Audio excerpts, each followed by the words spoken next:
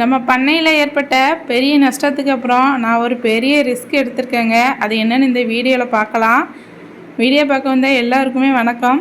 நம்ம பண்ணையில் பார்த்தீங்க அப்படின்னா நிறைய கோழிகள் இறந்து பண்ணையே காலியாயிடுச்சுங்க. ரொம்ப பெரிய நஷ்டத்தை எனக்கு கொடுத்துருச்சு. அந்த நஷ்டத்துலேருந்து நான் அப்படியே வெளியில் போகாமல் அடுத்த கட்டத்துக்கு நம்ம முயற்சி பண்ணி போகணும். அப்போ தான் நம்மளால் சக்ஸஸ் பண்ண முடியும் அப்படின்னு சொல்லிட்டு நம்ம கோழி பார்த்திங்கன்னா அதில் ஒரு 4 பொட்டைக்கோழிகள் மட்டும் மிச்சம் இருந்தது. அதுக்காண்டி நான் பார்த்திங்கன்னா ஒரு சேவலை ஃபஸ்ட்டு விலைக்கு வாங்கி விட்டுருந்தேன். அந்த சேவல் நல்லா பொட்டைக்கோழிக்கூட நல்லாவே செட் ஆகிக்கிடுச்சுங்க. அதுக்கப்புறம் பார்த்திங்க அப்படின்னா கொஞ்சம் அசீல் கோழிகளும் நம்ம முட்டைக்காண்டி வாங்கி விட்டுருந்தோம். அதுவும் பார்த்திங்கன்னா நல்லா ஆக்டிவாக நல்லா சுறுசுறுப்பாக எல்லாமே ஆயிடுச்சு. இந்த கோழிகள் பார்த்திங்க அப்படின்னா கொஞ்சம் நாளைக்கு அப்புறம் ஓரளவு நம்ம நாட்டுக்கோழி முதல்ல வச்சுருந்தோம் இல்லையா, அதில் உள்ள ஒரு வெள்ளைக்கோழியும் இன்னொரு முட்டைக்கழுத்து கோழியும் பார்த்திங்கன்னா முட்டை வைக்க ஆரம்பிச்சிட்டாங்க. வெள்ளைக்கோழி ஃபஸ்ட்டு முட்டை வச்சதுனால நம்ம அதை அடையில் வச்சு அதுலேருந்து இப்போ குஞ்சு பொரிச்சிருக்கு. அடுத்து பார்த்திங்கன்னா இந்த முட்டைக்கழுத்து கோழி தான்.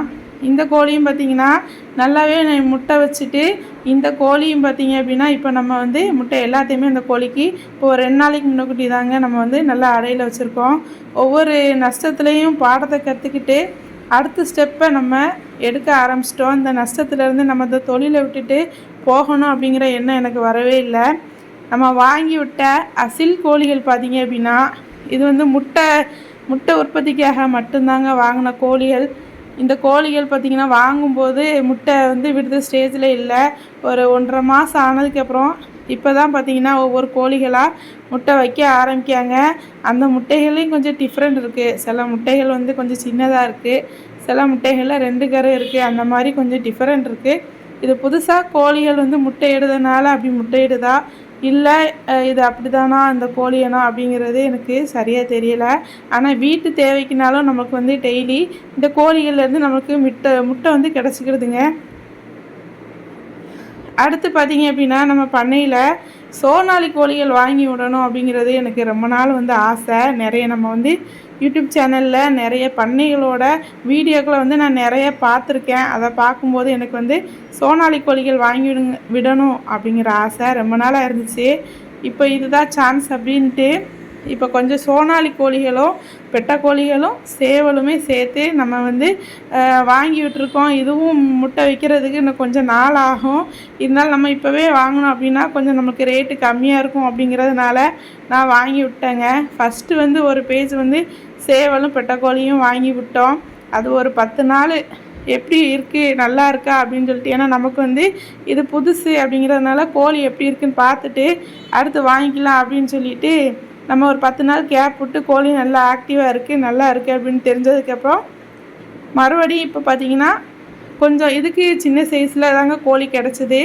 அந்த கோழிகளையும் இப்போ நம்ம பண்ணையில் வாங்கி விட்டுருக்கோம். நம்மகிட்ட இருந்த நாட்டுக்கோழிகள் பார்த்திங்கன்னா ஒரு 4 சேவல் இருந்தாலே ஒன்றோட ஒன்று கொத்திக்க ஆரம்பிச்சிருவாங்க.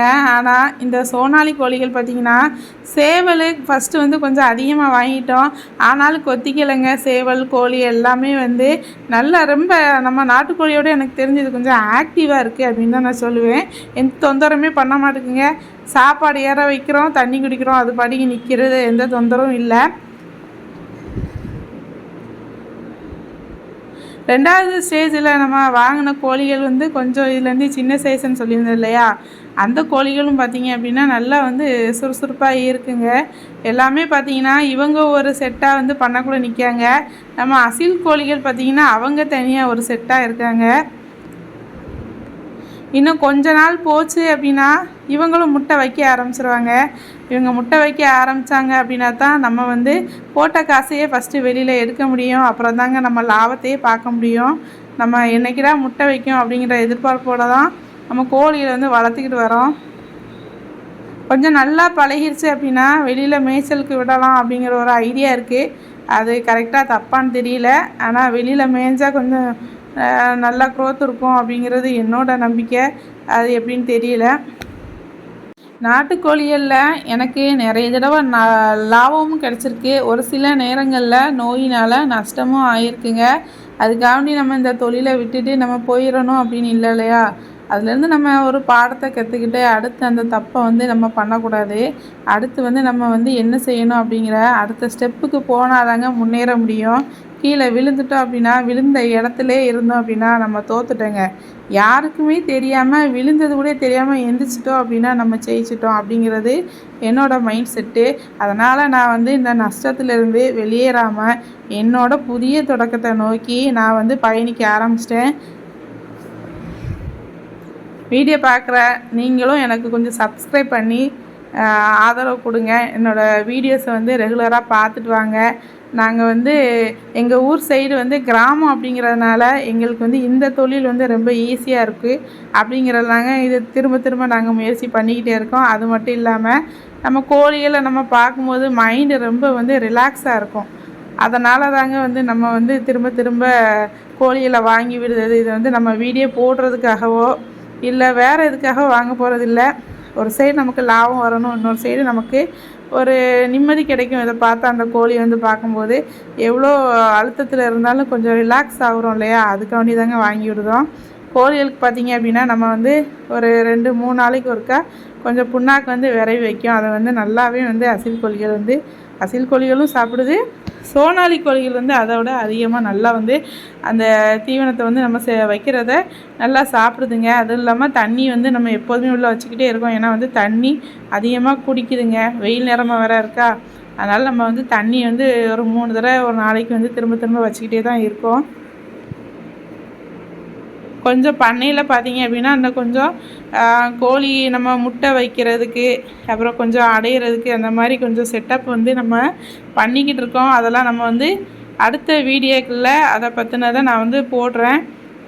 இன்னும் நம்ம பண்ணைக்கு என்னெல்லாம் பண்ணலாம் அப்படின்ட்டு தெரிஞ்சால் கொஞ்சம் கமெண்ட் பண்ணுங்கள். கோழி வளர்க்குறதுல நான் எது தப்பு பண்ணாலும் அதை வந்து நீங்கள் எனக்கு கமெண்டில் கொஞ்சம் சொல்லுங்கள். நான் கொஞ்சம் திருத்திக்கிடுவேன்.